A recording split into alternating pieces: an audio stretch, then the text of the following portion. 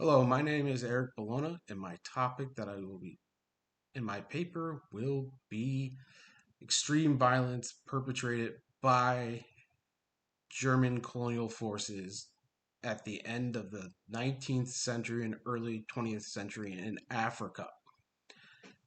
The book that I will be reviewing today is Genocidal Empires, German Colonialism in Africa, and the Third Reich by Klaus Bachmann. A little bit about Klaus Bachmann is that he's an historian. Yes, of course he is. But he's also been a news correspondent in Eastern Europe as well as a political scientist. He currently teaches in Warsaw, Poland. It's at CSM. That's what it's called. I can't tell you what it actually means because I can't read Polish. Well, so moving right along. So you might have noticed when I was, giving the little name of the book, it says Colonialism in Africa and the Third Reich. Yes, I know this is just about imperial conquests, but it really drew me to it because he was trying to make a comparison and specify if German colonialism in the imperial age influenced the Third Reich in their conquest of Eastern Europe.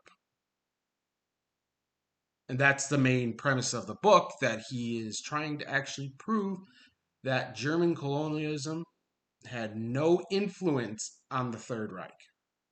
The Third Reich didn't utilize colonial practices from the late 19th century, early 20th century. So I feel that is a good part. So Bachmann kind of covers it all with genocidal empires. He covers the Magyar War, he covers the Askari troops, he covers the Name genocide, the Heroic genocide, and he talks a little bit about Shark Island. So it's really well rounded, and it's an overview of their genocidal conquests in Africa. But he goes a lot deeper. I want to point out one of the greatest part that I liked about the book was not the information about genocide or the conquest or extreme violence. It was the fact that he dedicated a whole chapter to explaining terminology, which I think is important. This class, a lot of terminology was new to me. Yes, I already have a graduate degree, but I've never really took a course on imperialism, purely imperialism. So it was nice to see a breakdown of terminology. So as I'm reading, I can understand it better, and I don't have to go look up online what does this word mean. So to me, that's a great reference point for him to have. But let's break this book down a little bit. So the early chapters. So in the early chapters, there's two distinct one: genocide that did not take place and a genocide that did take place. There's a huge conflict about which actually happened. Was the Maja war a genocide or wasn't a genocide? Were the later wars a genocide or not a genocide? So it's a little bit confusing because he's trying to make the point with this defining what genocide is, especially because he points it out that back then there was no term called genocide. There had not been an international law that had to do with it. So determining what it is difficult. And the fact that some people believe what they did was a genocide, some do not believe.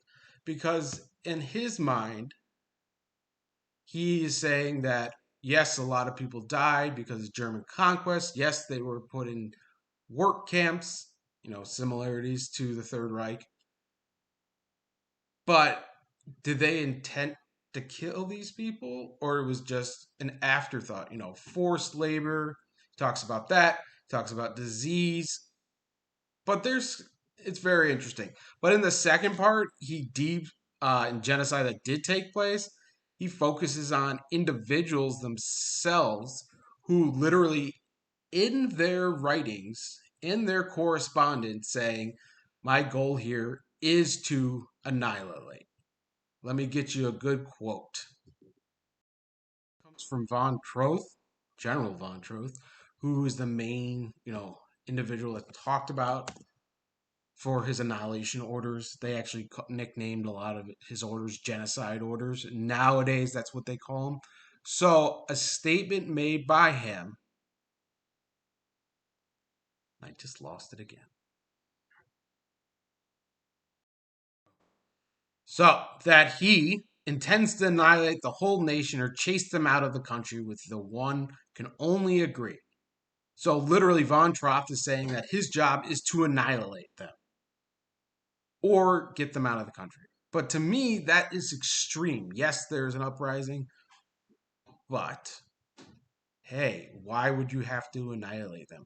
His big thing about this, they say his acts of extreme violence in the perspective of Bachman was because he had failed earlier on and he's trying to make up for his failings militarily. So he's trying to get rid of the problem as soon as possible, to exterminate, to annihilate.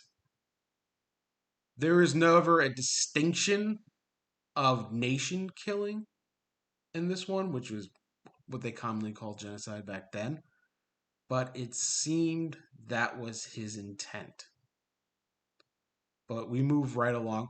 So it focuses a lot on him. They even have this order that's put out that they call it now the Genocide Order of Von Troth. And there's a list of what needs to be done, how it's going to be done. So find them, kill them. That's it. And it was approved by the German chancellor, but later retracted and taken off as an official policy. So, and then you move on to more policy in the concept of criminal law. So there's a lot of talks about, are they breaking the law? Because at the time there was no international genocide bill, no policy, no tribunals. There was just something signed by the Red Cross in their August the 2nd.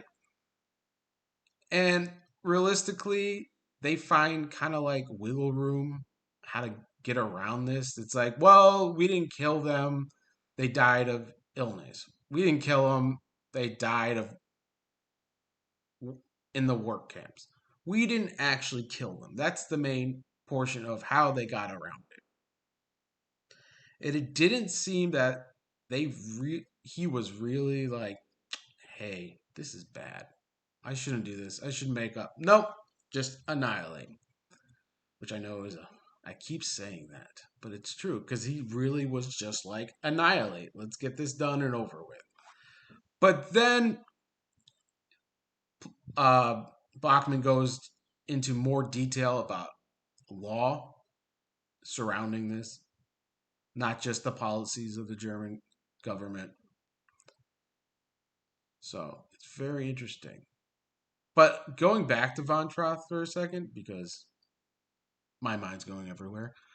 He literally, his orders at first were actually not approved by the German chancellor, German government, and he just did whatever he wanted. So this kind of went to a more localized aspect without the original permission by the German government, not just the colonial government, the German government back in Europe. So that's, to me, is great. So I'm not going to spend a lot of time, but there is a comparison between colonialism in Africa and the Third Reich and their genocide in Eastern Europe. And I really just want to talk about this real quick because it's him trying to make his argument that the Third Reich did not utilize German colonialism in the 19th century as a framework for their genocide. And this was interesting because he was like, not a lot of people were still alive during the Third Reich's rise that were colonial generals or colonial soldiers. They're all older now.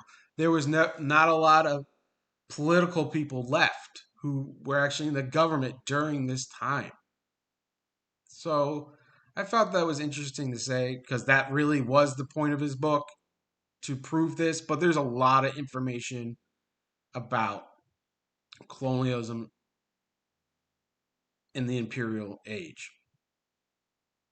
And that's why I chose this. I won't use the later part of the book really for my paper, but I hope you enjoyed. Sorry if I went a little longer. So I'll look forward to your comments. Hopefully, you didn't think I did horrible. Have a nice day.